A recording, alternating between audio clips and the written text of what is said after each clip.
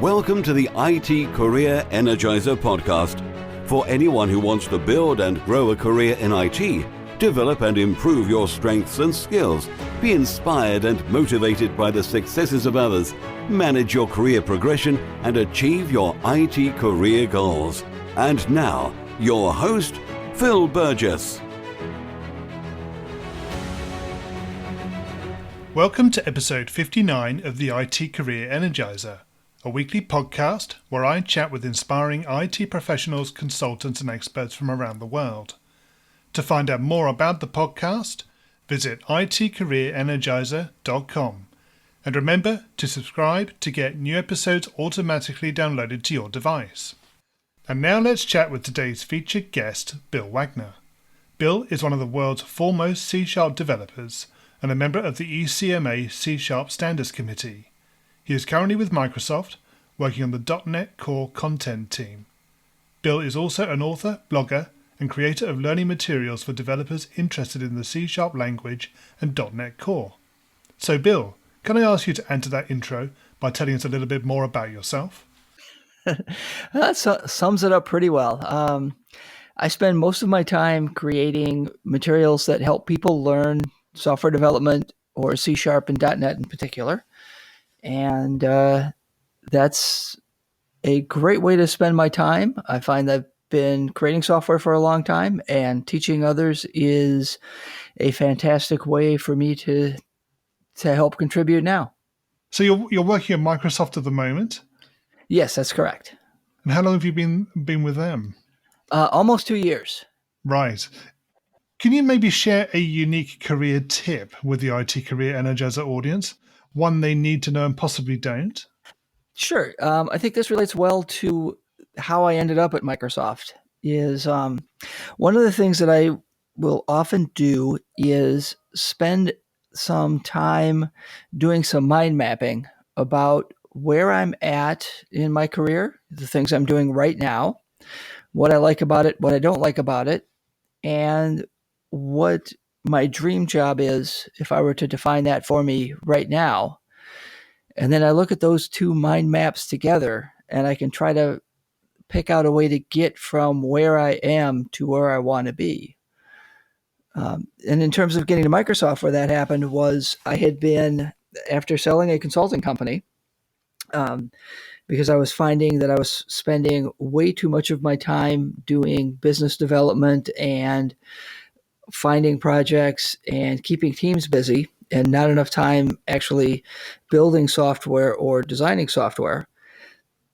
And after selling the company, I started doing a lot of teaching, either for a company in Detroit called Grand Circus that runs boot camps, or for other companies that were trying to make a shift in technology.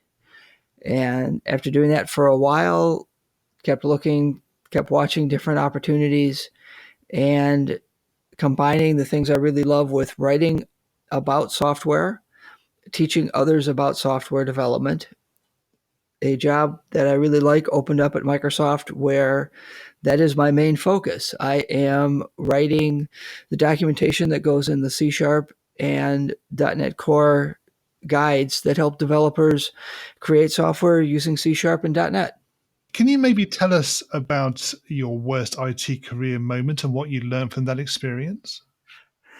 I've actually learned the same lesson probably 2 or 3 times. In that early on in my career, starting to move up a little bit, I became a team leader, and it was by far the worst decision I made.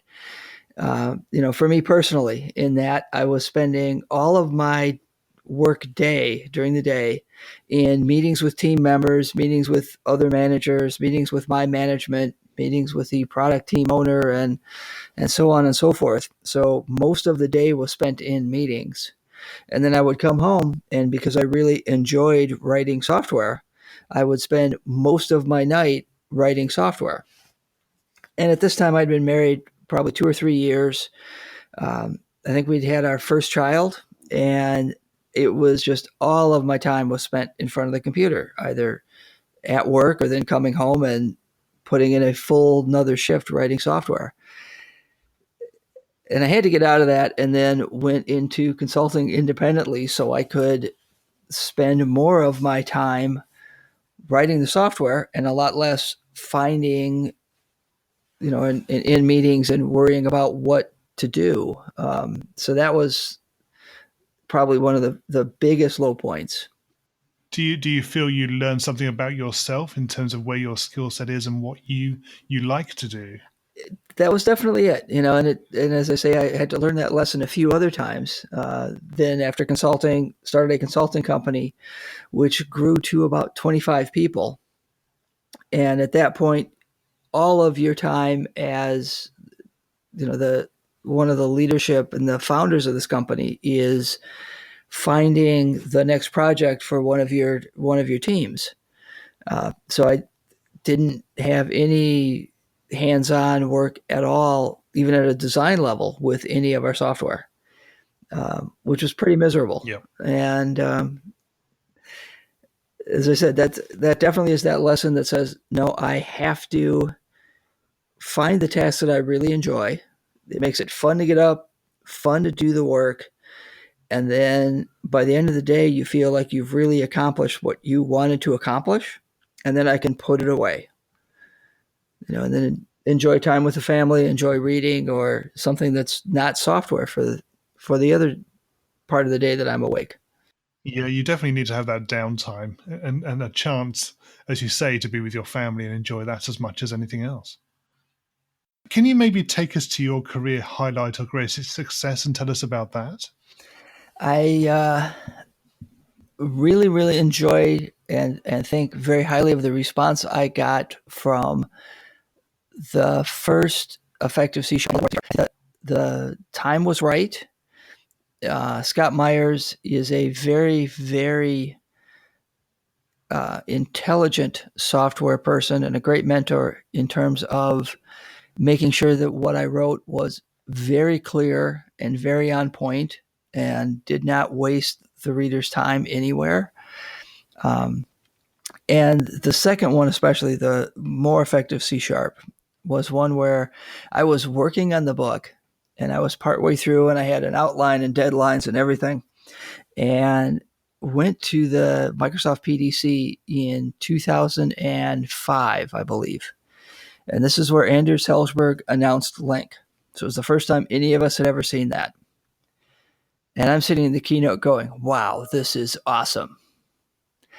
And then an hour later, I realized that most of my outline and what I wanted to cover in more effective C# is now pointless, and I should totally rework everything, other than the parts that I'd already written on generics. And I got into a lengthy, time-consuming argument with my editor, who had already started to commit some of the company resources to printing and editing and going through that publication process. And I kept arguing and kept going. The only way this book sells is if it covers Link well. And she finally agreed to extending the deadline. And I had to work with all the betas to try to get that book out, covering C#3 language features and Link pretty close to the time the language itself shipped. And we managed to hit it. I still think it's some of the best writing I've done, even that many years ago. And just updated that book. More Effective C# second edition just came out with a lot of content from C# 7. And I do think that was definitely one of the key high points to what I've done in software. Yeah, it must have made a big difference to the way the book was received as well. I think it did. I think without having that content, it would have had a very, very short shelf life. So what excites you about the future of the IT industry and careers in IT? The thing that I find most exciting is that IT has now become a utility for companies, in that, you can see this in terms of economic development and starting to see it in terms of government and education policy. And especially, like I said, in economic development policy, if you go back, say, 50, 60, 70 years, where would a company locate? And it was where they could find, high quality, really inexpensive electricity generation. You're on the grid. You're close to transport. You're close to maybe an airport or whatever it was, depending on what that company was. And if you look at where companies are going to locate now, one of the key factors is, do I have IT talent? Some of the historical ones are still important, right? You have to have electricity, you have to have infrastructure and so on. But those every place has. The differentiator now is, can I find the software people that I need to run my business? And that's for every business sector. So IT is really changing everything to where everybody's an IT company, despite what their particular business model is. Yeah, I think you're right there. I think there's definitely a shift, isn't there, in terms of the IT platform is what enables them to do their business. And therefore, as you say, they are becoming IT companies which work in a particular business area. Right. And I think where that is even, starting to now shift in a second generation shift is that IT is becoming one of those things like legal and accounting that is just a talent you have to have. Yes. Do you foresee sort of almost the demise of the way cities work in terms of the fact that there's so much capability now to do things like remote working, that the need to everybody to travel into a city to work together is becoming less of a requirement? I think is a really interesting question, and which is a very professional way of saying I don't know, uh, because because what I find interesting about that is, on the one hand, we have great remote tools for everything. Most of my team is remote. We have people near Kansas City, Madison, Wisconsin. Some of them travel internationally often. My team and my management is in Redmond. I'm in New England. And it really doesn't impact productivity at all. Yeah, as I say, on the other hand, we have this human need to have rich interaction with other people. And that's an interesting thing to see in that, how do we keep that rich interaction with our teammates and our friends and colleagues if we're not physically in the same location? Yeah. And then you turn to things like collaboration tools, I suppose, where you're looking at obvious things like Skype and maybe Appear In as examples, and Slack and all these tools that we can now use to stay in communication with each other all the time. Right. But those are still also in some ways a pale comparison, in that, I can be productive chatting on Skype and video and whatever. But to get a team to really, really bond, let's have dinner together, have some pizza and some beer and soft drinks, and maybe play darts, maybe play some board games, whatever it is that works for your team, for different people on that team. But especially that idea of, let's have dinner together and just chat for a couple hours. Yeah, I think you're right. I don't think there is any substitution for that actual face-to-face interaction. I don't think you can get away from it. So there is no substitute for being in the same place as other people. Right. And I think what we're going to see, if I were to make a prediction, is that work will get remote and more is going to be possible, but that teams will do whatever they can to get together periodically and have that strong team interaction that really is going to drive collaboration and drive the kind of cohesion you want from a team. Okay, we're going to go into the reveal round now. Are you ready for this? Oh, sure. So what first attracted you to a career in IT? I was in college. I was in my first semester, and I was at the University of Illinois in Champaign-Urbana. Just as a sidelight of trivia, 25 years ago today, they released Mosaic, the first browser. And I was accepted and was in the mechanical engineering major. And in the first semester, I went, I like this computer stuff a whole lot more, and switched majors, and I've never looked back. What is the best career advice you've ever received?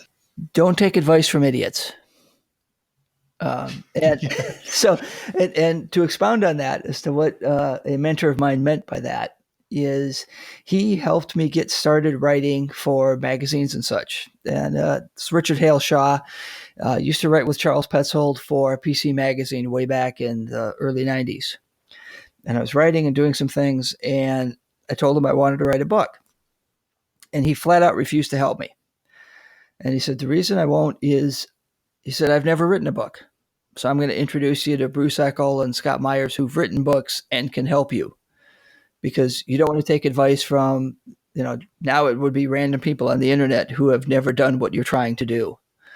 So always seek out mentors that can help you get to where you're going because they've done something like it. Yes. If you were to begin your IT career again right now, what would you do? In today's world, I would really, really invest in AI and machine learning, especially with an emphasis on the ethics around machine learning. What career objectives are you currently focusing on?